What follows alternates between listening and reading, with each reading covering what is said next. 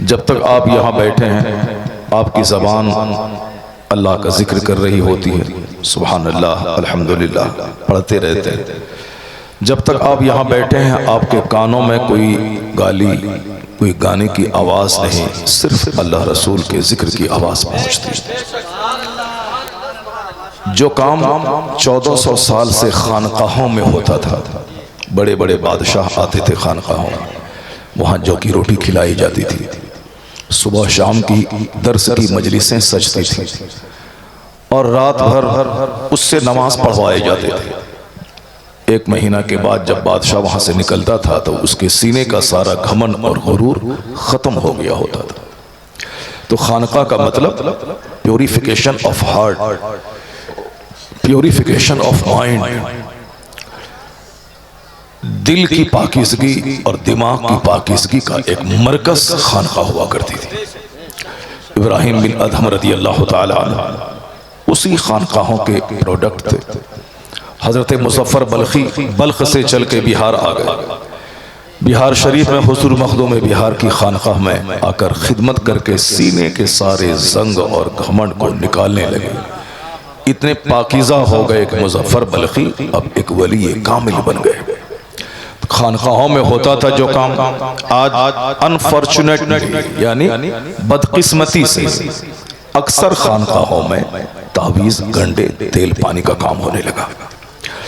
अब वहाँ सुबह शाम की मजलिसें कहाँ सजती हैं, अब वहाँ बंदा 2-4 घंटे नेकियों के माहौल में कहाँ गुजारता है।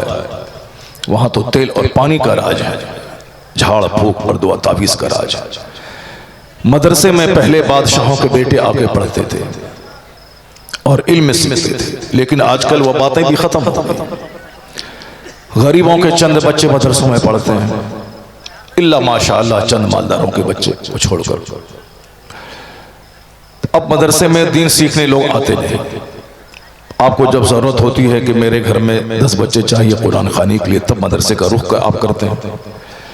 आपको शादी की तारीख तय करने होती है तब मदरसे का रुख करते हैं, या जनाजे की नमाज पढ़वानी होती है तो मदरसे का रुख करते हैं। दीन कौन सीखेगा, मकसद हयात कौन सीखेगा। इस जमाने में ये एक जलसा, एक चलता फिरता मदरसा है जहां 4 घंटे की इल्मी नशिस्त सज जाती है। साल के 360 दिन जो आलिम दीन किताबों का मुताला करते हैं, 2 घंटे में साल भर का निचोड़ आपके सामने रख देते हैं। तो इस जमाने में एक मोबाइल मदरसा, जैसे मोबाइल हॉस्पिटल, मोबाइल शौचालय लोग कहते हैं, मोबाइल हॉस्पिटल, मोबाइल साफ टॉयलेट, चलता फिरता टॉयलेट, जहां हुआ गाड़ी लग गई उसके बाद 2-3 दिन के बाद खत्म हो, चलता फिरता हॉस्पिटल। ये जलसा एक चलता फिरता मदरसा है जहां बंदा 2-3 घंटे बैठकर कई सालों का इल्म सीख लेता है। अब अगर कोई ये बोलता हो कि जलसा कराने से क्या फायदा है, ये बिल्कुल बेकार सी बात है। ऐसे लोग भी कह सकते हैं कि मस्जिद बनाने से क्या फायदा है, मदरसा कायम करने से क्या फायदा है, तकरीर से क्या फायदा है, जब लोग नमाज नहीं पढ़ते हैं तो मस्जिद बनाने से क्या फायदा है। ये बिल्कुल अक्ल से खाली बात और बेवकूफ़ों के दिमाग की उपज है। वरना जो अक्लमंद है वो जानते हैं कि नमाजी आए न आए अजान क़यामत तक बंद नहीं होगी। कोई बंदा नमाजी बने न बने जुमा की तकरीर बंद नहीं होगी। कोई बंदा नेक बने न बने ईदैन का खुतबा बंद नहीं होगा। एक बंदा भी सुन्नत पे अमल करे ना करे, निकाह का खुतबा जो सुन्नत है वो बंद नहीं होगा, खुतबे निकाह बंद नहीं होगा, खुतबे ईदैन बंद नहीं होगा, नमाज पंजगाना के लिए अजान बंद नहीं होगी, चाहे एक इमाम और मौज़िन को ही क्यों ना पढ़ना पड़े। उसी तरीके से क़यामत तक सरकार की सीरत बयान करने वाली ये मजलिस कभी बंद नहीं होगी। ये मजलिसें होती रहेंगी। ये मजलिसों के इनेकाद का एक ही मकसद है कि एक इल्मी मजलिस सज जाए। वो कुरान करीम जो उलूम व फ़नून का सरचश्मा है, वो कुरान करीम जो fountain of knowledge and wisdom है, उसको जाना जाए कि उलूम व फ़नून का सरचश्मा कैसे है। वह कुरान जो कौमों की तकदीर बनाने, सजाने और बिगाड़ने के लिए नाजिल हुआ है, उस कुरान करीम के राज़ व रुमूज़ को समझा जाए। हुजूर ने क्या फरमाया, इन्नल्लाह यरफ़उ बिहाज़ल किताब अक़वामा व यदअउ बिही आख़रीन। अल्लाह इस किताब के जरिए बाज लोगों को बुलंद कर देता है, और जो इस किताब से अच्छा सलूक नहीं करे, अल्लाह उन लोगों को पस्ती में धकेल देता है, उसे जलील और रुस्वा कर देता है। आखिर वह कौन से सीक्रेट है जिसके जानने के बाद अल्लाह रब्बुल इज्जत इस किताब के जरिए बास लोगों को बुलंदी अता कर देता है। अरब के बकरी चराने वाले लोग ईरान के हाकिम बन गए, अरब के खाना बदोश रोम के हाकिम बन गए। अरब में जहां खेती बाड़ी नहीं होती थी, अरब में जहां लोग मुश्किलात का सामना था, दूर दराज ममालिक जाके तिजारत करते थे। उक्कास के दंगल में कुश्ती लड़ने वाला उमर फारूक आजम, उनका बयान है कि जब वो अमीरुल मोमिनीन बने, मक्का मुकर्रमा की एक वादी से गुजरते हुए जहां कभी वो ऊंट चराया करते थे, उस वादी को गौर से देखने लगे। पीछे मुस्लिम आर्मी है और आर्मी का सरबराह खलीफतुल मुस्लिमीन उस वादी को गौर से देखे जा रहे हैं। किसी ने कहा कि हुजूर क्या देख रहे हैं, चिलचिलाती धूप, अरब की गर्मी, सबों को मालूम है। कहा मैं उस जगह को देख रहा हूं जहां कभी मैं ऊंट चराया करता था। कौन? खलीफतुल मुस्लिमीन उमर फारूक आजम, जिसके बारे में आज भी यूरोप के दानिश्वर कहते हैं, if any second Umar would in the world, अगर दूसरा कोई उमर दुनिया में हो गया होता, सारी दुनिया में इस्लामी हुकूमत कायम हो जाती। वो उमर फारूक आजम जिन्होंने हॉस्पिटल का निजाम कायम किया, वो उमर फारूक आजम जिन्होंने बूढ़ों का पेंशन जारी किया, जिसे आप वृद्धा पेंशन कहते हैं। वो उमर फारूक आजम जिन्होंने हामिला औरतों की तवानाई और खाने पीने के लिए वजीफा जारी किया। वो उमर फारूक आजम जिसने दूध पिलाने वाली औरतों का वजीफा जारी किया। वो उमर फारूक आजम जिन्होंने बूढ़ों का वजीफा जारी किया, जिन्होंने डाक का सिस्टम सुचारू ढंग से जारी किया। यूरोप हम लोग नहीं जानते हैं, मगर यूरोप के पढ़े लिखे लोग जो 24 घंटे में 15 घंटे किताबों से जुड़े रहते हैं, हम लोग तो सिगरेट से, बीड़ी से जुड़े रहते हैं, गुटखा से जुड़े रहते हैं। चाहे मस्जिद में रहें तो भी गुटखा नहीं छूटने वाला है, चाहे स्टेज पर बैठे तो भी गुटखा नहीं छूटने वाला है। तो हम लोग 24 घंटे पान से जुड़े रहते हैं, हम लोग 24 घंटे गुटखा से जुड़े रहते हैं।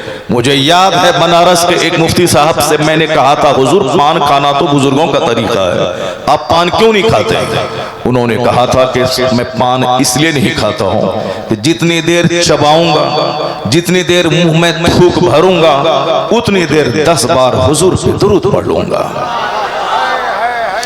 तो हम लोगों का रिश्ता गैर जरूरी चीजों से है, अननेसेसरी चीजों से। हमारा रिश्ता फजूल चीजों से है, हमारा रिश्ता किताबों से नहीं है, हमारा रिश्ता स्टडी से नहीं है।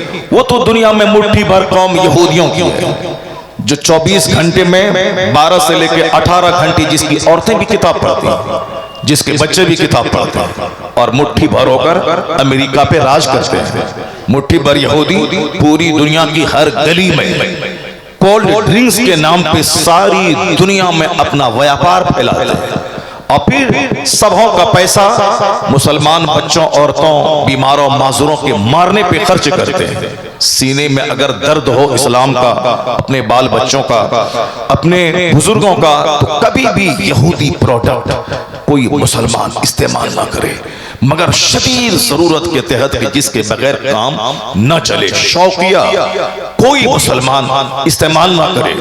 डोमिनोज में न जाए, KFT का इस्तेमाल ना करे, वुडलैंड के शूज न पहने, यानी जरूरतन शदीद जरूरत के अलावा शौक से उसके प्रोडक्ट का इस्तेमाल ना करे, चूंकि फायदा उसको होता है और उस रुपए का इस्तेमाल हमारे बाल बच्चों और हमारी नस्लों के मिटाने और नस्ल खुशी करने पे उन पैसों का वो इस्तेमाल करती। मुट्ठी भर यहूदी कौम किताबों का मुताला करके दुनिया पे राज कर रही है, मुट्ठी भर यहूदी कौम, और हम गुटखा, बीड़ी, सिगरेट, पान, तंबाकू, चौक चौराहे पे लोगों का मुंह देखना, सड़क पे पे घूमना, साहब दूसरों की बहू बेटी को तकना, चंद बच्चे जो हमारे करते हैं, हमने इन बच्चों को पैदा किया, नतीजे में हम दूसरों की गुलामी हम कबूल कर लेते हैं।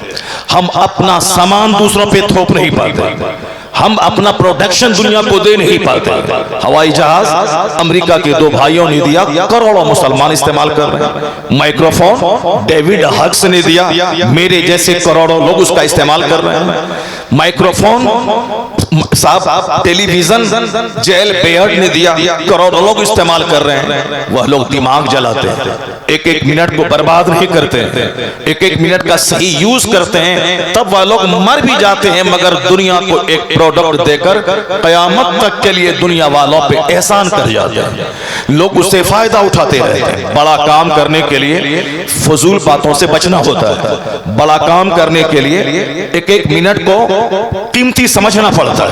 बड़ा काम करने के लिए फालतू रिश्तेदारियों से बचना पड़ता है। दुनिया में बड़ा बनने के लिए बहुत स्ट्रगल और जद्दोजहद करना पड़ता है। तो जिन लोग मुताला करते हैं वह लोग क्या कहते हैं, इफ एनी सेकंड उमर, अगर कोई दूसरा उमर दुनिया में हो गया होता तो सारी दुनिया पे इस्लामी निज़ाम हुकूमत कायम हो जाता।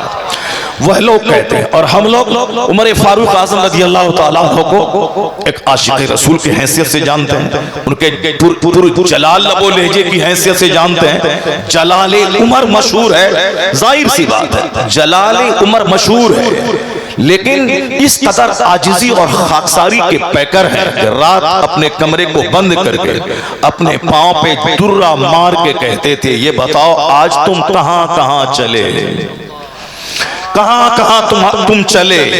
ये उम्र है जो सजदे में इस कदर रोते थे कि ताड़ियां भीग जाती थी।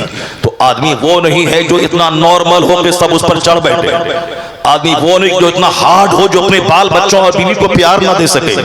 आदमी वही है जो नॉर्मल भी रहे, आजिजी का नमूना भी रहे, और जरूरतन कहरो गज़ब का नमूना भी रहे। आदमी वही है जिसमें दोनों क्वालिटीज मौजूद हो। हमारे तमाम औलिया सालिहीन में इस तरह की सारी क्वालिटीज जो ह्यूमन क्वालिटीज है, जो इंसानी औसाफ है, वो सारी चीजें मौजूद थी। जरा गौर से सुनिए, बात हमारी इसी तरह से लंबी हो जाती है, बात से बात पैदा होती है, 2-3 घंटे की तकरीर हो जाती है, और हमारे दोस्तों के लिए तबीयत पे वो तकरीर बोझ बन जाती है। इसलिए मैं आज नहीं चाहता कि आपकी तबीयत पे मैं बोझ बन जाऊं। हमारे दोस्तों का मशवरा है कि 1 से लेकर 1.5 घंटे के बीच में आप तकरीर खत्म कर दिया कीजिए। क्यों आप इतनी लंबी लंबी तकरीरें करते हैं? कोई पूछने वाला नहीं होगा अगर सेहत खराब हो जाए। लोग मशवरा देते हैं। अभी दिन में मैं 2.5 घंटे का खिताब दिन में भी किया हूं। ये बताए, अभी मैं अगर 2.5 घंटे बोल दूं तो 5 घंटे का खिताब हो जाएगा, तो फिर मेरी सेहत का क्या हाल होगा। मगर मैं इतना जानता हूं कि दुनिया की बातें बोलने से सेहत घटती है, दुनिया झूठ बोलने से आवाज लगती है। जैसे हमारे हिंदुस्तान के वजीर आजम क्या क्या नहीं बोलते हैं, और क्या क्या वादा करते हैं, क्या क्या वादा पूरा नहीं करते हैं। जबान में कुछ रहता है, दिल में कुछ रहता है, इसीलिए हर 10 मिनट के बाद पानी पीते हैं। पर अल्हम्दुलिल्लाह हम लोग 4-4 घंटे खिताब करते हैं, 3-3 घंटे बोलते हैं। अभी दूसरी बात तो छोड़िए, आज दिन की बात है, 2.5 घंटे में खिताब किया अभी रांची में। आज दिन में रात में नहीं, दिन में मैंने खिताब करके वहां से अभी ट्रेन पकड़ा और मैं भी आया हूं। तो अब 2.5 घंटे वहां बोला, 2.5 घंटे अभी यहां बोलूंगा। अब आप ये बता दीजिए कि 1 गिलास पानी नहीं पीता हूं तो आखिर ये ताकत आती कहां से है? ये ताकतें गुटखा से नहीं आती है, बीड़ी सिगरेट से नहीं आती है, वो सुपारी चबाने से नहीं आती है, झूठ बोलने से नहीं आती है। जो कुरान बोलेगा, जो हदीस बोलेगा, जो सच बोलेगा, बोलता चला जाएगा, रूहानी ताकत मिलती चली जाएगी। नारे तकबीर, नारे रिसालत, रूहानी मजहब इस्लाम, स्पिरिचुअल फोर्स। मुसलमानों के पास एटम बम की ताकत नहीं होती, मुसलमानों के पास रूहानी ताकत होती है। इस बात को मैं 5000 साल पहले की मिसाल नहीं दे सकता, अभी करेंट सारे लोग जान रहे हैं कि फिलिस्तीन के इस्राइल के यहूदी ने कहा था 3 दिन में मैं गाजा को मिटा दूंगा। 3 दिन में सारे लोग जानते हैं, मुझसे ज्यादा न्यूज आप सुनते हैं। 3 दिन में मिटा दूंगा, लेकिन आज 16 महीने हो गए। 16 महीने के बाद अभी जब वो सुरंग से नौजवान निकले हैं तो सारी दुनिया दंग है। इतना बम गिराया गया जितना बम ना हिरोशिमा पे गिरा, ना नागासाकी पे गिरा, ना फर्स्ट वर्ल्ड वॉर में गिरा, उतने सारे बम 16 महीने में फिलिस्तीन की जमीन पे गिरते रहे। मगर उसके बावजूद ये नौजवान जिंदा कैसे रहे, इसकी ताकत जिंदा कैसे रही? जहां पानी को लोग तरसते थे, दाना को लोग तरसते थे, लेकिन ये स्ट्रॉन्ग हष्ट पुष्ट ये पहलवान सुरंग से कैसे निकल गए? तो अब दुनिया जान गई कि बम की ताकत जहां शेर हो जाती है वहां ईमान की ताकत गालिब आ जाती है। 16 महीने तक बमों के गिरने के बावजूद जिंदा रहना यह इस बात की दलील है कि जहां मादी ताकत खत्म हो जाती है वहां रूहानी ताकत का ज़हूर होता है। ये निहत्थे लोग कुरान की तिलावत के बल पे जिंदा रहे, यह लोग जिक्र और दरूद के बल पे जिंदा रहे। तो आज भी अगर ये कहा जाए कि रूहानी ताकत कोई चीज है तो सिर्फ कहने से काम नहीं, प्रैक्टिकल में सारी दुनिया ने आंखों से देखा और दुनिया को इस बात का इल्म हो गया और बहुत सारे लोग इस वाकयात को देखकर कलमा पढ़ के मुसलमान हो रहे हैं कि हमने जुल्म की ताकत को देखा, हमने सब्र की ताकत को देखा। सब्र की ताकत कलमा पढ़ने वालों के पास थी, जुल्म की ताकत सर निगो होकर घुटने टेक कर उन्हीं नौजवानों के सामने सुलह करने, सीज फायर करने पे आमादा हो गए जिसे 3 दिन में मिटाने की कसम खाई थी। 16 महीने के बाद उसी के सामने घिघिया के सीज फायर किया जा रहा है। यह इस बात की दलील है कि जुल्म मिटने के लिए आया है, सब्र जिंदा होने के लिए आया है। रिसालत मजहब इस्लाम हक मजहब है।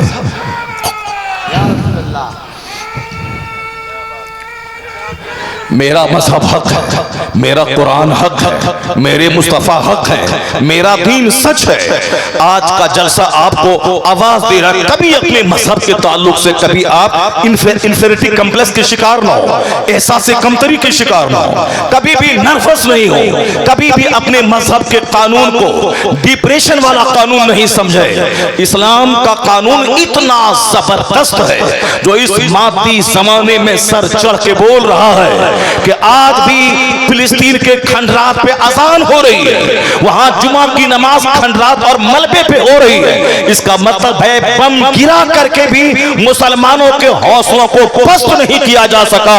बम गिरता रहा, मुस्तफा के गुलामों के हौसला बुलंद होता चला गया, बुलंद होता चला गया। कभी भी नर्वस ना हो, कभी भी सोशल मीडिया पे खबरें सुनने के बाद नर्वस ना हो। सोशल मीडिया पे खबरें देने वाले अक्सर वह लोग हैं जो मुसलमानों को नर्वस करना चाहते हैं, जो मुसलमानों की हौसला शिकनी करना चाहते हैं, जो मुसलमानों का मनोबल तोड़ना चाहते हैं, जो मुसलमानों को अंदर से खोखला करना चाहते हैं। नहीं होगा ऐसा, इसलिए कि जब आप कुरान से करीब रहेंगे कुरान ताकत देगा, जब आप आलिम से करीब रहेंगे तो उलमा की गुफ्तगू से ताकत मिलेगी, जब मदरसों से जुड़े रहेंगे मस्जिदों खानकाहों से तो ताकत मिलेगी। हम खोखले हो गए थे जब मस्जिदों से दूर थे, मदरसों से दूर थे, जलसों से दूर थे। अब फिलिस्तीन की जमीन आवाज दे रही है कि तुम करीब हो जाओ मस्जिदों से, करीब हो जाओ मदरसों से, करीब हो जाओ खानकाहों से, करीब हो जाओ अपने उलमा से।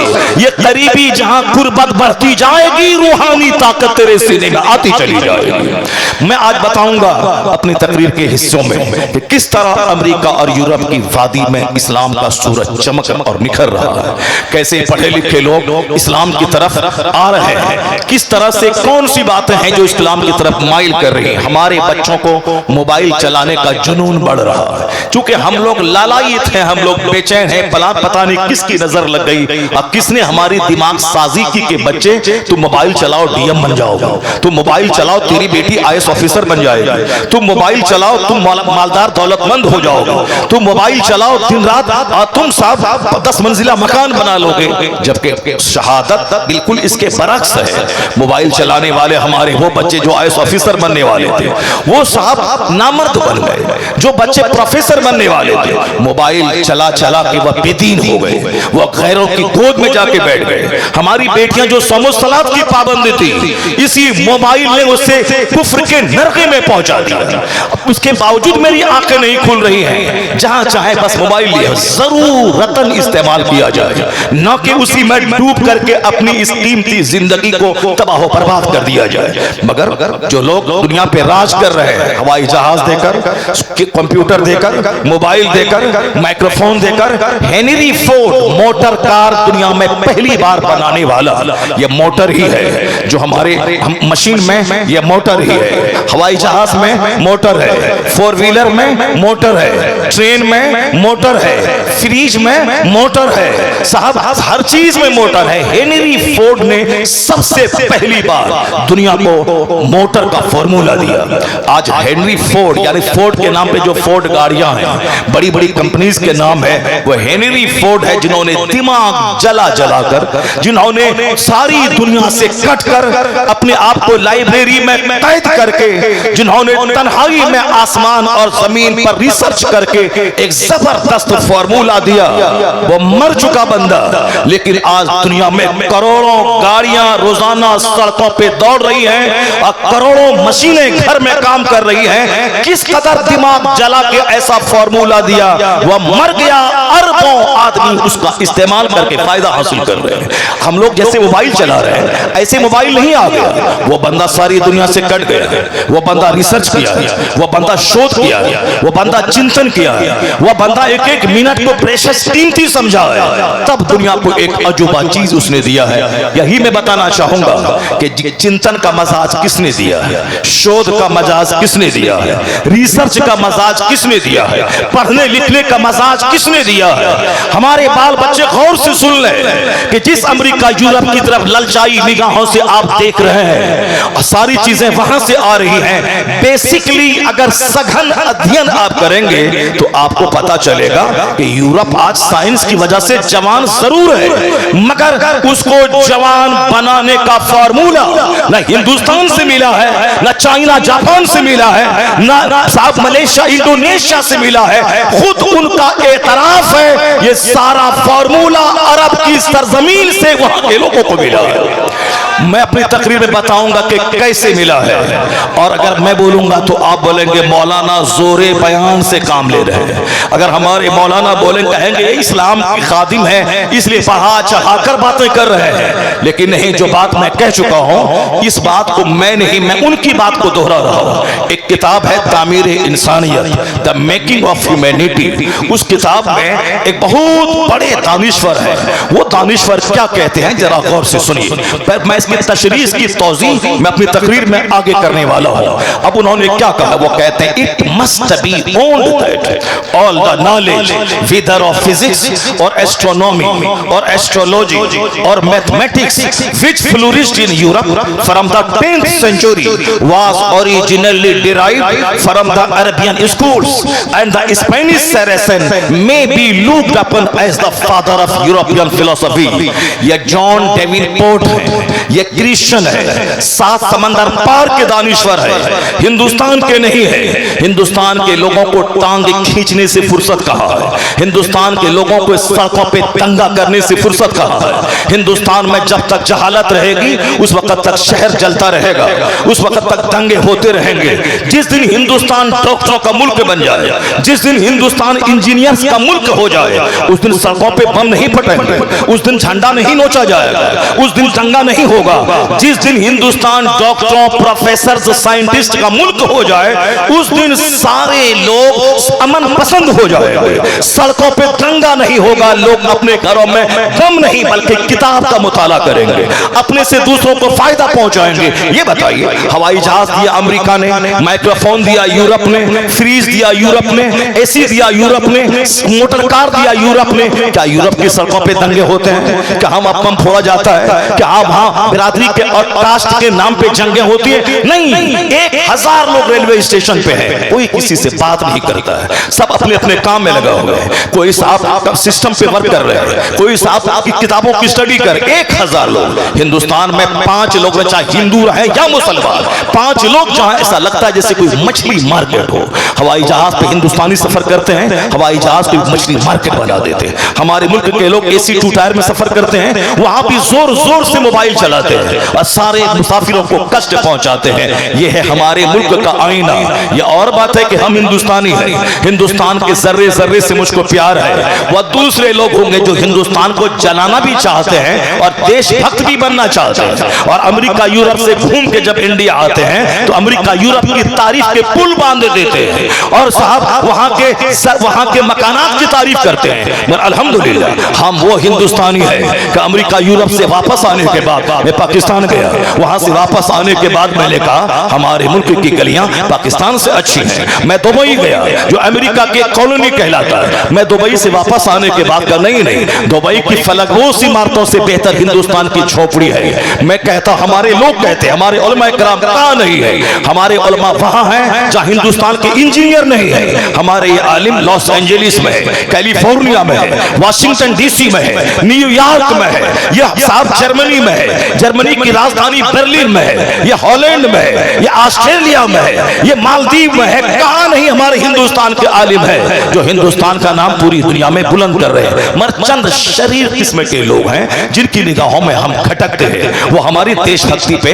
हम हमारे देश प्रेम पे, देश प्रेम पे वो उंगली उठाते हैं। इन शरीरों को उठाने दीजिए, उससे होता क्या है? हमारी सबसे बड़ी देश की मोहब्बत की निशानी यही है कि जब हम जमीन पे रहते हैं हिंद के नगमे गाते हैं और जब मर जाते हैं तो समंदर के रास्ते कोई दूसरा मुल्क नहीं जाते हैं, इसी हिंदुस्तान के कब्रिस्तान में दफन होकर मरने के बाद भी हिंदुस्तान ही में रहते हैं। हमसे बड़ा देश प्रेमी कौन हो सकता है? लुच्चे लफंगों के नाचने गाने से क्या हमारी हुब्बुल वतनी पे कोई उंगली उठ सकती है? नहीं उठेगी। हमें उससे कोई सनद नहीं चाहिए। हमारे बुजुर्गों ने साफ टंके की चोट पे कहा था अमेरिका से अच्छा हिंदुस्तान हमारा, चाइना से अच्छा हिंदुस्तान हमारा, ब्रिटेन से अच्छा हिंदुस्तान हमारा, मलेशिया से अच्छा हिंदुस्तान हमारा, इंडोनेशिया से अच्छा हिंदुस्तान हमारा, यानी इन सारे जहां से अच्छा हिंदुस्तान हमारा।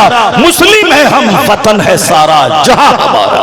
कहा था हम बुलबुल हैं इसकी, ये गुलसिता हमारा। बहैसियत मुस्लिम हमारा नारा ये भी था, चीनो अरब हमारा, हिंदुस्तान हमारा, मुस्लिम है हम, वतन है सारा जहां हमारा। मेरा पैदा करने वाला एक है, आसमान एक है, जमीन एक है, कुरान एक है, मेरे मुस्तफा एक है। पूरी दुनिया में एक नमाज, एक रोजा, एक हज, एक ज़कात, पूरी दुनिया में एक फितरा का सिस्टम, एक उश्र का निजाम, एक कानून ज़कात, एक कानून कुर्बानी, एक कानून निकाह, एक कानून तलाक। इस माना कर पूरी दुनिया हमारी है, हम खुदा के बंदे हैं। चीनो अरब हमारा, हिंदुस्तान हमारा, मुस्लिम है हम, वतन है सारा जहां हमारा।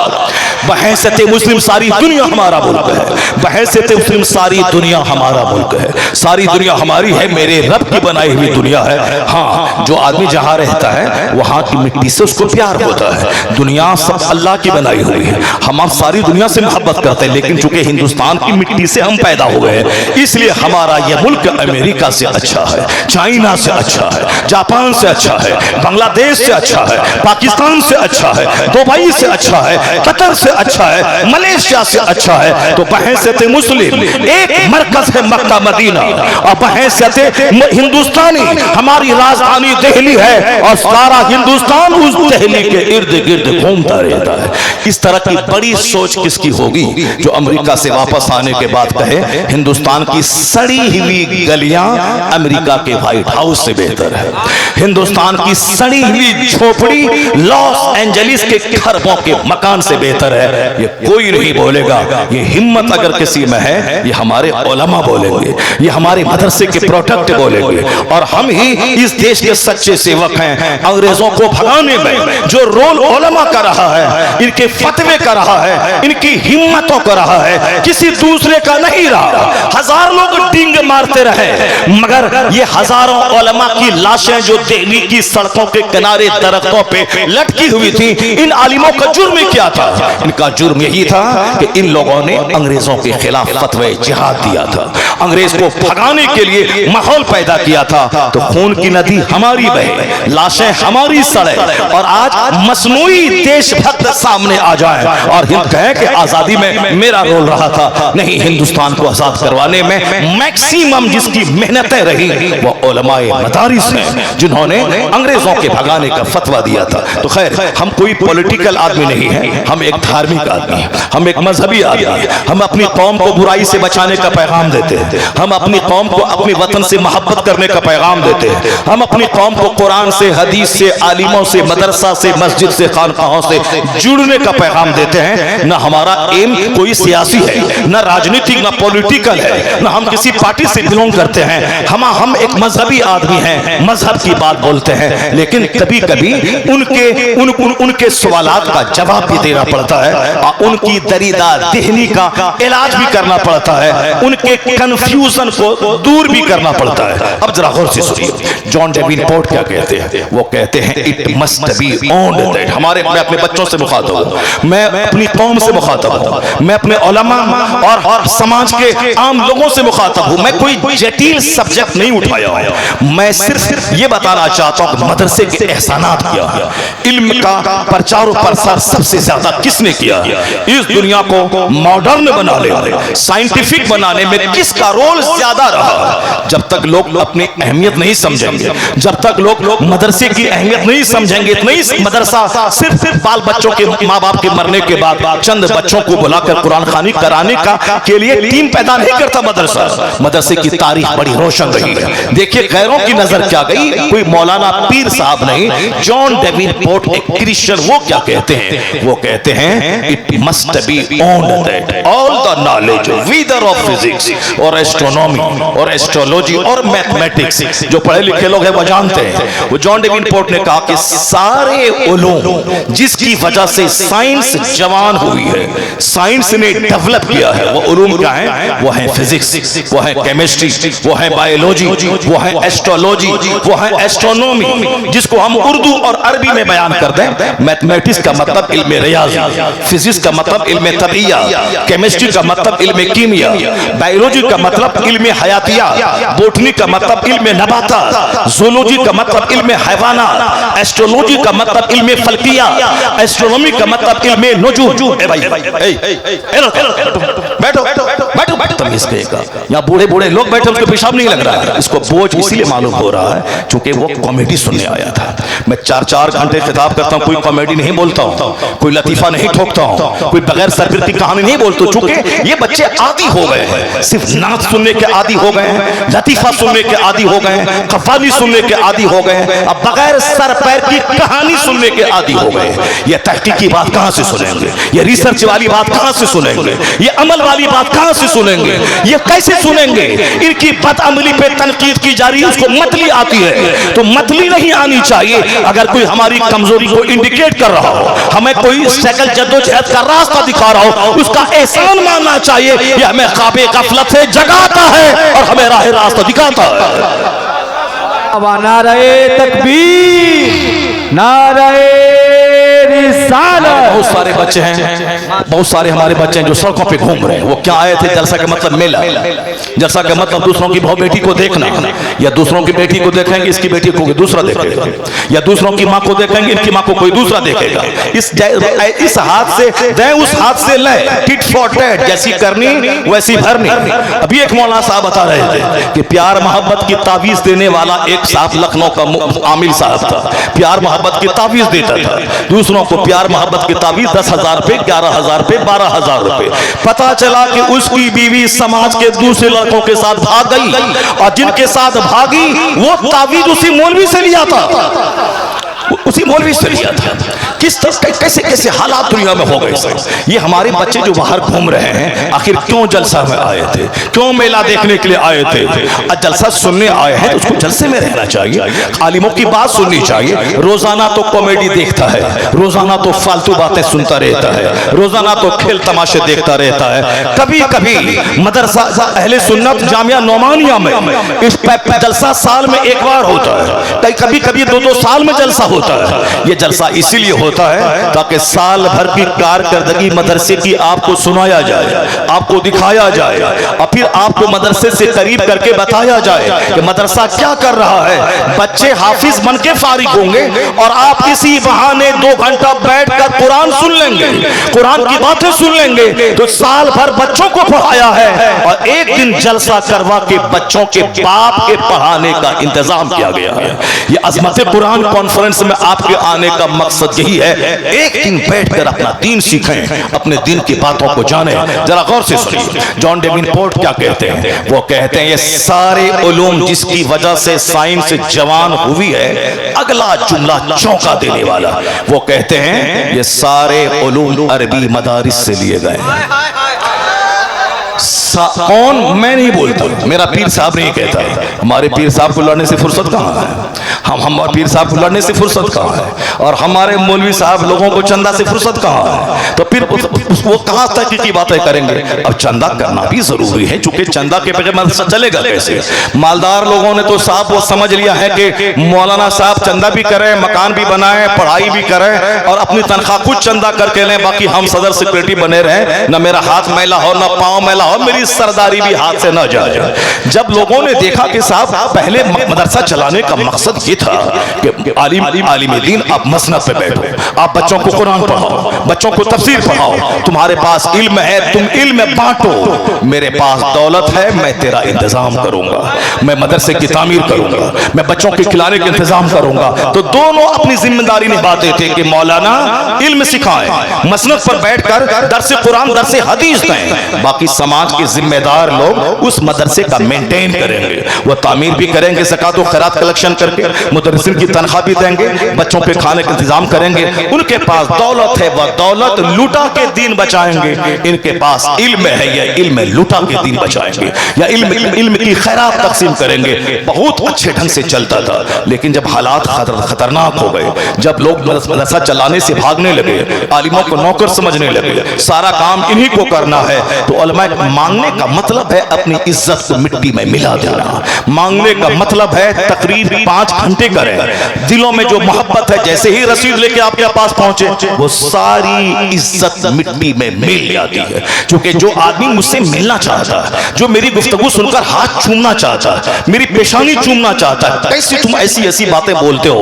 वो जो आदमी पेशानी चूमना चाहता है और जहां मैं उससे कुछ मांग लेता हूं वो अपना दरवाजा बंद कर लेता है, वो भाग जाता है। साहब ये भी दूसरे लोगों की तरह मांगना शुरू किया। ठीक है मैं जलील हो गया मांगने की वजह से, लेकिन अगर मैं भी मांगना छोड़ दूं, ये बता दे इदारा कैसे चलेगा, दारुल कैसे चलेगा, ये दरसे कुरान कैसे जिंदा रहेगा, ये उलमा की जमात कैसे पैदा होगी, मस्जिदों का इमाम कहां से आएगा, जनाजा पढ़ाने वाला कहां से आएगा, काजी कहां से आएंगे, बच्चों को दीन सिखाने वाले कहां से आएंगे? ये तो एहसान इन उलमा का है कि अपनी बेइज्जती का दाग उठाने के बावजूद इन्होंने फैसला किया है मुझे सलाम मत करना, मुझको देखकर दरवाजा बंद कर लेना, मुझे बोझ समझना, मैं अपनी बेइज्जती बर्दाश्त कर लूंगा, मगर दरसे कुरान की का मरकज मदरसा बंद नहीं होने दूंगा।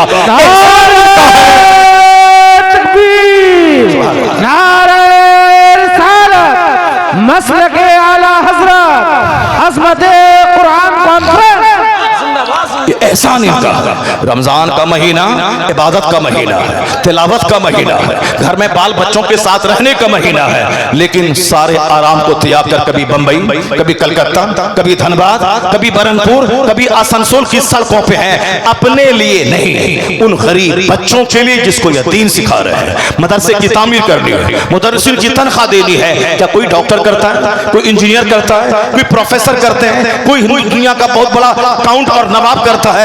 नहीं, जितने मदरसे चलते हैं अक्सर मदारिस उलमा चलाते हैं। अगर ये चलाना छोड़ दें तो फिर जलसा बंद हो जाएगा, खिताब बंद हो जाएगा, दीन का काम बंद हो जाएगा। इसलिए इसको बोझ मत समझिए, जब दरवाजे पर आए लपक के इस्तकबाल कीजिए, उनका हाथ चूमिए और एहसान मानिए कि तुम आए हो मेरे माल को पाक करने, मेरी ज़कात लेने, सदक़े फित्र लेने और फिर इसको लेकर बांटने नहीं मदरसा चलाने। तो तुम्हारा डबल एहसान है कि मेरे माल को भी पाक कर रहे हो, मेरे समाज को जहालत से भी पाक कर रहे हो। सुभान अल्लाह, जिंदाबाद, नारे तकबीर, नारे एहसान इन उलमाए कराम का है। सोच अलग अलग है लोगों की, मगर एहसान इनका मानना पड़ेगा। वरना जलसा कौन कराता है? गांव के कोई नवाब 1000 बीघा जमीन का जोतने वाला यही साहब है जो दस्तारबंदी के नाम पे आपको जमा करते हैं, जिससे मुसलमानों की शान बुलंद होती है। वरना कव्वाली के नाम पे तो लोग नाचते हैं। अल्लाह के वलियों के मज़ारात को लड़का लड़की के मिलने का मीटिंग पॉइंट लोगों ने बना दिया है। जरा सा मौका मिलता है तो कव्वाली के नाम पे अय्याशी, जरा सा मौका मिलता है तो क्रिकेट टूर्नामेंट के नाम पे दुनियादारी, जरा सा मौका मिलता है तो शादी ब्याह में डीजे बजवा के अपनी जवान बेटियों के दिलों में जिनाकारी और बदकारी का शौक जगाने का काम होता है। ये एहसान इन लोगों का है, दुर्वेशों का, जो आपको बुराई से भी रोकते हैं, डीजे से रोकते हैं, हरामकारी से रोकते हैं, मदरसा चलाकर आलिमों की जमात पैदा करके सबको दुनिया की फिक्र है, इसको आपको जन्नत ले जाने की फिक्र है। जिंदाबाद जिंदाबाद, सुभान अल्लाह। सबको दुनिया की फिक्र है, इनको आपको जन्नत ले जाने की फिक्र है, आपको जन्नत ले जाने की फिक्र है। कभी आपने देखा नेता को वोट नहीं देंगे तो वो आपके चलाने की बात करेगा, आपके मोहल्ले की सड़कें नहीं बनाएगा क्योंकि आपने वोट नहीं दिया है। कभी देखा अपने मखरूरों को, आप उनको सलाम नहीं करेंगे तो वो आपको 50 बार सलाम न करके तड़पाएगा और सलाम का जवाब न दे के आपको जलील करेगा। लेकिन एहसान इन फकीरों का मानिए, अगर आप कह दें कि आज असर के बाद आपकी इमामत खत्म, दूसरा इमाम आएगा जुमा के दिन, मगर ये जुमा के दिन को मालूम है असर के बाद मैं बोरिया बिस्तर लेके मस्जिद से जाऊंगा, मेरी जगह छूटने वाली है, लेकिन उस जुमा के दिन कभी इस इमाम साहब को नहीं देखेंगे आप ये इमाम साहब आपके खिलाफ तकरीर करे, आपको कोई बुरी बात बताए, आपको तबाह करने का तरीका बताए। नहीं, मालूम है इसे कि मैं आज असर के बाद मस्जिद छोड़ने वाला हूँ, मेरी मुलाजमत खत्म होने वाली है, लेकिन वो आखिरी तकरीर भी जुमा के दिन करता है, वो हमारी बुराई के खिलाफ बोलता है, वो हमें जन्नत का रास्ता दिखाता है। इससे बड़ा शुभ चिंतक, इससे बड़ा वेल विशर, इससे बड़ा खैर का दुनिया में कोई करो नहीं है। मैं उसे गाली देता हूँ, ये मेरी आबादी की बात कर रहा है, मैं इसको भगाने की बात करता हूँ, ये हमें जन्नत का रास्ता दिखाता है। ये हकीकी शुभ चिंतक अगर कोई जमात है तो वह जमात उलमा है। नारे तकबीर, हकीकी नारे रिसालत, उलमाए अहले सुन्नत, आलिमों की जमात है। अब जरा गौर से मेरी बात सुनिए, डॉक्टर जॉन डेवेनपोर्ट क्या कहते हैं? वो कहते हैं आज जो साइंस जवान हुई है, इसकी जवानी में फिजिक्स का हाथ है, केमिस्ट्री का हाथ है, जूलॉजी का हाथ है, बॉटनी का हाथ है, एस्ट्रोलॉजी का हाथ है। चूंकि मैंने अंग्रेजी लिटरेचर मैंने पोस्ट ग्रेजुएशन किया अंग्रेजी में, अरबी फारसी उर्दू में नहीं, अंग्रेजी में। मुझको मालूम है कि कॉलेज में क्या होता है।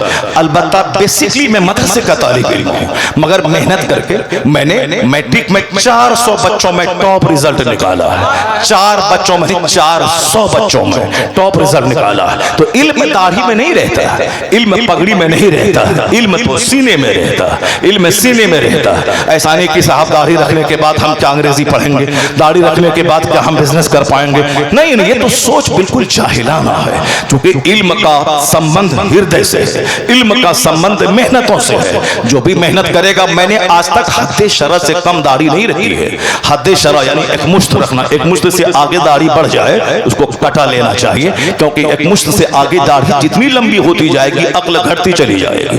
बहुत सारे लोग हैं दाढ़ी लंबी रखते हैं, यहाँ तक कमर तक रखते हैं, जितनी दाढ़ी लंबी होगी अक्ल घटती चली जाएगी। इसलिए एक मुश्त से आगे दाढ़ी जाए उसको काट लेना चाहिए। और सुन्नत यही है यकमुश्त दाढ़ी रखना, यकमुश्त दाढ़ी रखें, अक्ल स्ट्रांग रहेगी, आप कुव्वत मर्दानगी भी आपकी जबरदस्त रहेगी, क्योंकि दाढ़ी के बाल का संबंध कुव्वत मर्दानगी से बहुत ज्यादा है, कुव्वत मर्दानगी से बहुत ज्यादा है। अगर आप दाढ़ी मूंढते हैं तो समझ लें कि आप अपनी मर्दानगी की ताकत को अपने हाथ से गंवा देते हैं। मैंने पढ़ा था आज से 20 साल पहले, एक बहुत बड़े हकीम ने कहा था कि जो दाढ़ी मूंढता हो, उनका बेटा मूंढता हो, उनका पोता मूंढता हो, पोते का बेटा मूंढता हो, उसका पोता मूंढता हो, 6 नस्ल तक अगर ये दाढ़ी मूंढी जाती रही तो 7वीं नस्ल का बच्चा हिजड़ा और नामर्द पैदा होगा। इसका बड़ा गहरा संबंध कुव्वत मर्दानगी से है। यहाँ तो 40 साल के बच्चे हमारे फेल हो जाते हैं और 80 साल का दाढ़ी रखने वाला आदमी साहब 2-4 बच्चे पैदा कर रहा है। क्यों? दाढ़ी का संबंध कुव्वत मर्दानगी से ज्यादा है। इससे पहले हिंदू भी दाढ़ी रखते थे, सिख तो दाढ़ी रखते ही है, और क्रिश्चियन भी दाढ़ी रखते थे, और आज भी वो लोग रखते हैं, यहूदी भी दाढ़ी रखते रखते हैं, आज भी उसके जो रिब्बी होते हैं, उसका जो धर्म गुरु होता है वो भी लंबी लंबी दाढ़ी रखते हैं। और हिंदुस्तान के हिंदुओं के जो पंडित होते हैं वो भी लंबी लंबी दाढ़ी रखते हैं, जैसे गुरमीत सिंह पंजाब का, आशाराम जी और साहब, जितने भी लोग हैं सब। अब दूसरों को हम क्या बोले, हमारे देश के प्रधानमंत्री लॉकडाउन में इतनी लंबी दाढ़ी बढ़ा चुके थे कि देखने के बाद लगता था शायद प्रधानमंत्री हैं या कहीं किसी मंदिर से आए हैं, या फिर किसी को धोखा हो जाता था कि कहीं मदरसा से पढ़ के तो नहीं आ गए हैं। लोगों को धोखा होता था, इतनी लंबी दाढ़ी बढ़ा के रखते थे। तो दाढ़ी रखना हमारे बच्चों ने ऐब समझ लिया है, हमारे बच्चों ने दाढ़ी मूंढना ये फख्र की बात समझ लिया है। बैठिए मौलाना साहब, हमारे बच्चों ने दाढ़ी मूंढना ये फख्र की बात समझ लिया है। ये हमारे बच्चे, हमारी बच्चियां दाढ़ी वालों को के साथ रिश्ते में नहीं जुड़ना चाहती है। पता नहीं किस डाइन की नजर लग गई, पता नहीं किस कातिल की नजर लग गई, पता नहीं किस जादूगर ने जादू कर दिया।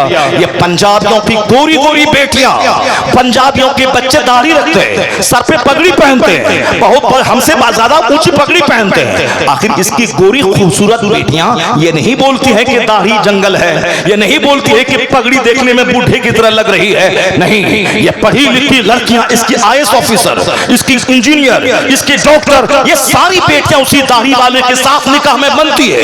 ये पता नहीं किसकी नजर लग गई कि हमारी जाहिल घराने की अल्हड़ बेटियां, गरीब घराने की बेटियां भी दाढ़ी वाले को पसंद नहीं कर रही है, अरबपति लोग पसंद नहीं कर रहे। सबको मालूम है हिंदुस्तान का इकलौता वजीर आजम जो 10 साल तक हिंदुस्तान का वजीर आजम रहा, डॉक्टर मनमोहन सिंह, जो अभी ताजा अभी मर गए हैं। 10 साल हिंदुस्तान के वजीर आजम रहे, कांग्रेस पार्टी के, चेहरे सर पे पगड़ी रही, चेहरे पे दाढ़ी रही। डॉक्टर मनमोहन सिंह के अलावा ज्ञानी जैल सिंह जो हिंदुस्तान के बड़े ओहदे पर फाइज रहे, बूटा सिंह जो गृह मंत्री कभी रहे, और आज भी कर्नल विक्रम सिंह जो फौज का एक जनरल है, उसके चेहरे पे दाढ़ी है, सर पे पगड़ी है। मैं ये कहता हूं, एक कौम मुस्लिम के नौजवान बच्चे जब सिख पगड़ी दाढ़ी पहनकर ये कर्नल बन सकते हैं, प्राइम मिनिस्टर बन सकते हैं, या प्रेसिडेंट बन सकते हैं, या गृह मंत्री बन सकते हैं, और DM बन सकते हैं, तो तुम सुन्नते रसूल को मूंढ कर कौन सा बड़ा कारनामा अंजाम देना चाहते हो? अगर तुमने सुन्नतों के मुताबिक दाढ़ी रखी और इस्लाम के कानून के मुताबिक सर पे टोपी सजाई और तुमने मेहनतें की, इनके पास मेहनत है, खुदा की रहमत नहीं है, उनके पास मेहनत है, बुजुर्गों की दुआ नहीं है। अगर तुमने मेहनत की उसकी तरह सुन्नत पे अमल किया तो तेरे पास मेहनत भी रहेगी, मुस्तफा की रहमत भी रहेगी, खुदा की अता भी रहेगी, बुजुर्गों का फैजान भी रहेगा। दूसरी कौमें तरक्की बाद में करेंगी और हर फील्ड में मुस्तफा का गुलाम आगे आगे रहेगा। नारे तकबीर, नारे रिसालत, मसलके आला हज़रत जिंदाबाद। पता नहीं किसकी नजर लग गई, किसने हमको बुरी नजर लगा दी, किसने हमारी बच्चियों की सोच को खत्म कर डाला। तो हम नहीं सुनते हैं कि एक सिख की बच्ची वो साहब अपने मजहब को छोड़ के गैरों के साथ भाग गई। हम नहीं सुनते कभी साहब मुशरिक की एक बेटी अपना मजहब त्याग कर वह गैरों के साथ चले गई। ऐसा अगर होता भी है कभी कभार, मगर लगातार ये हालात इस तरह पैदा हो गए हैं। पढ़ी लिखी बेटियां साहब खैरों की गोद में जाकर दीन ईमान का सौदा कर लेती है।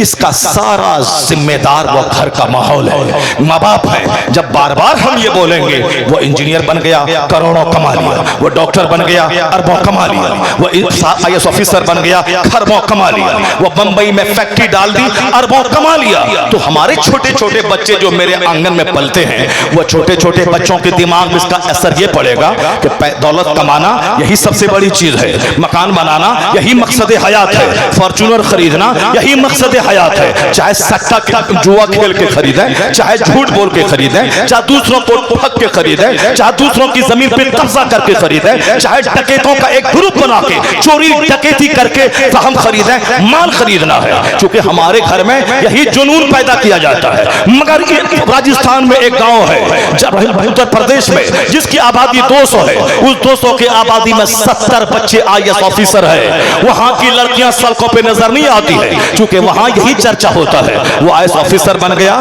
तुझे भी बनना है। वो आईपीएस ऑफिसर बन गया, तुझे भी बनना है। ये माँ बाप अपने बच्चों के दिमाग में आईएएस बनने का नशा डालते हैं, और हमारे घरों में पता नहीं किसकी नजर लग गई, वो दौलत बना लिया, वो मॉल खरीद लिया, वो मार्केटिंग कम्प्लेक्स बना लिया, वो घर बना लिया, वो जमीन खरीद ली, वो 10 एकड़ प्लॉट खरीद लिया, उन्होंने कम्प्लेक्स बना दिया। इसका नतीजा ये होता है दीन मजहब की बातें साइड में हो जाती हैं और बच्चों के दिमाग में दौलत कमाने का जुनून चढ़ जाता है। जबकि कुरान करीम में जगह बजगह दुनिया की इतनी मसम्मत की गई है कि एक जगह कुरान करीम में कहा गया है कि वलौला अयकुन अन्नास उम्मतन वाहिदा ला जअलना लिमन यकफुरु बिर्रहमान लिबुयूतिहिम सुक़फ़न मिन फिद्दा व मआरिज अलैहा यज़हरू व लिबुयूतिहिम अबाबा व सुरुरन अलैहा यत्तक़ून व ज़ुख़रुफ़ा।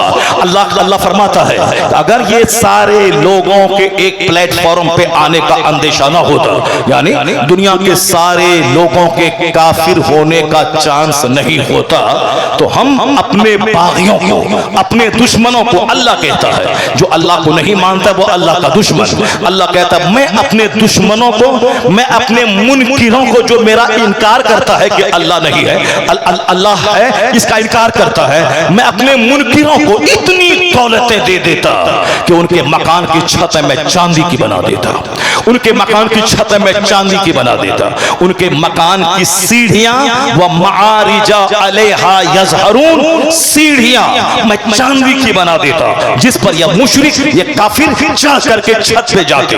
वले बयूतिहिम अबवाबा व सुरुरन अलैहा यत्तक़ून व ज़ुख़रुफ़ा, उनके मकान के दरवाजे, उनके मकान के फर्नीचर वह सब सोने चांदी के बना देते। एक ज़ुख़रुफ़ नाम की सूरत है 26वें पारे में। ज़ुख़रुफ़ के माने डेकोरेशन, ज़ुख़रुफ़ के माने ऑर्नामेंट, ज़ुख़रुफ़ के माने सजावट। क्या कहा अल्लाह ने?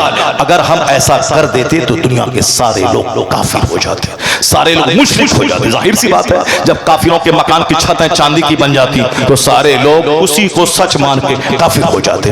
अल्लाह कहता है अगर ये बात नहीं होती तो मैं अपने बागियों को इतनी दौलत देता, उनके मकान की छतें चांदी की बना देता।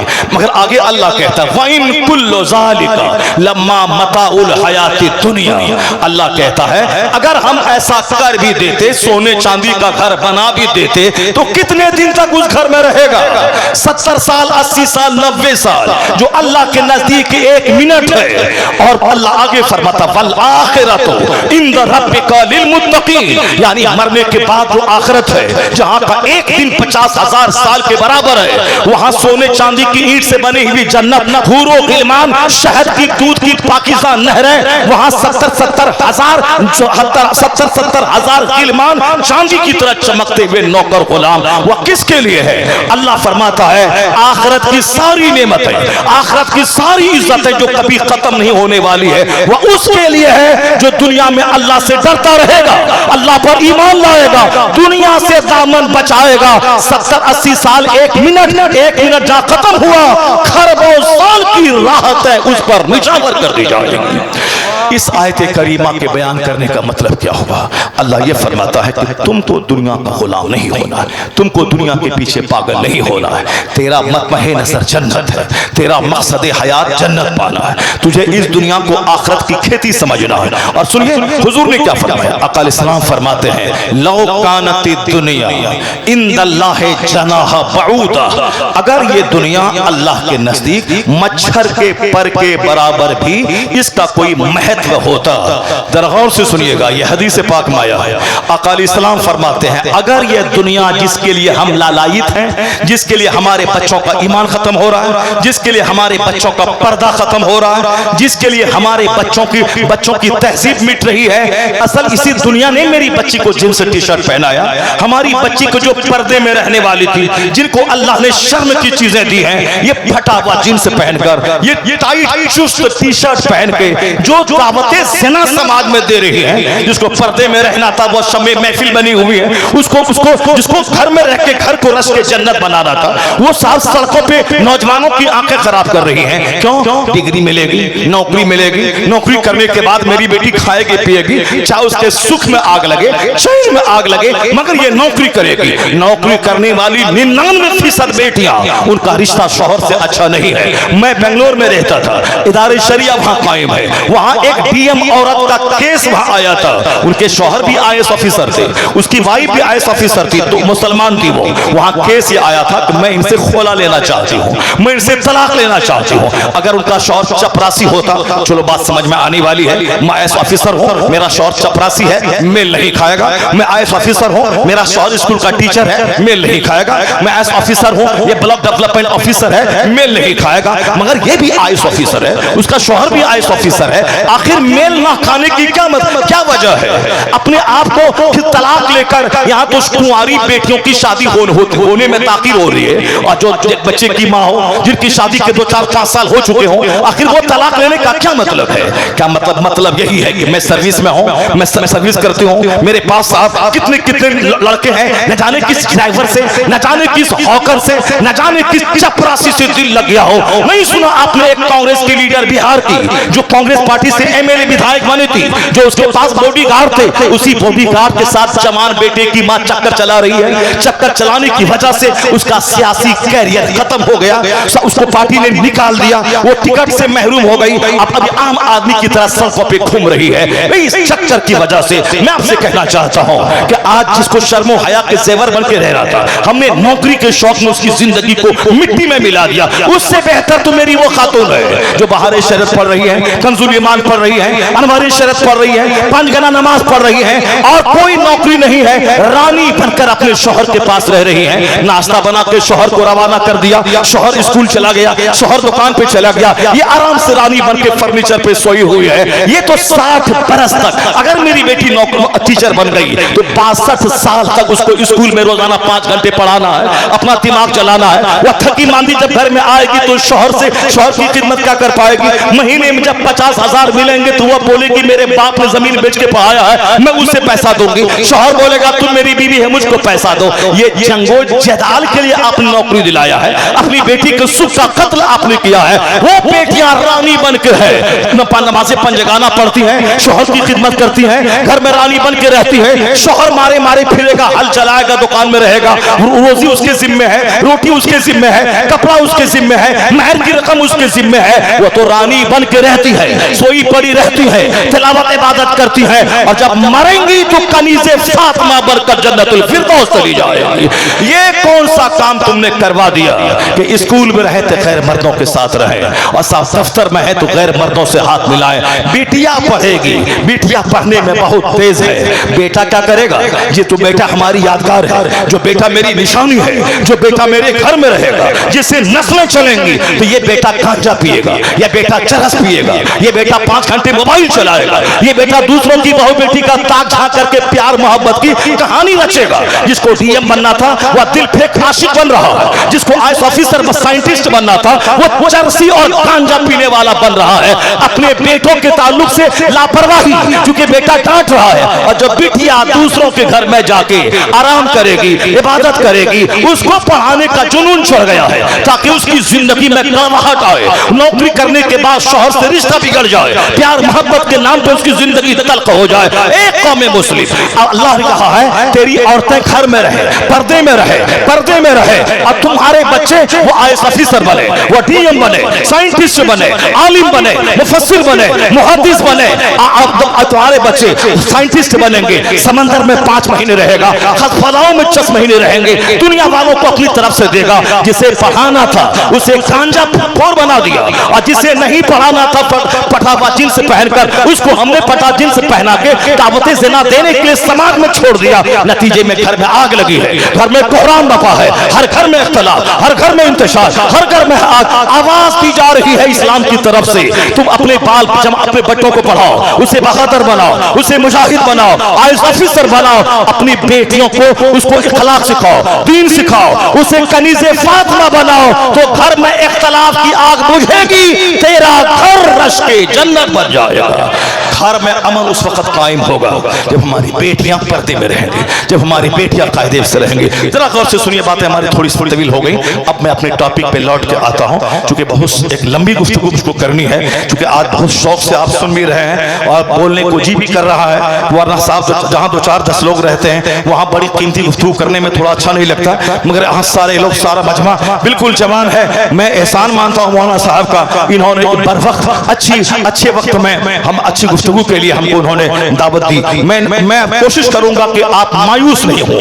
आज मायूसियत आपको परेशान कर रही है। आपका दिन फ्यूचर बड़ा उजला है, आपका मुस्तकबिल बड़ा रोशन है। आप पूरी दुनिया में जो मीडिया के हालात देख के नर्वस हो गए हैं, नर्वस नहीं, मैं बताऊंगा कि कोई दिन अमेरिका का नहीं गुजरता जिस दिन एक दानिश्वर कलमा पढ़ के मोमिन न होता।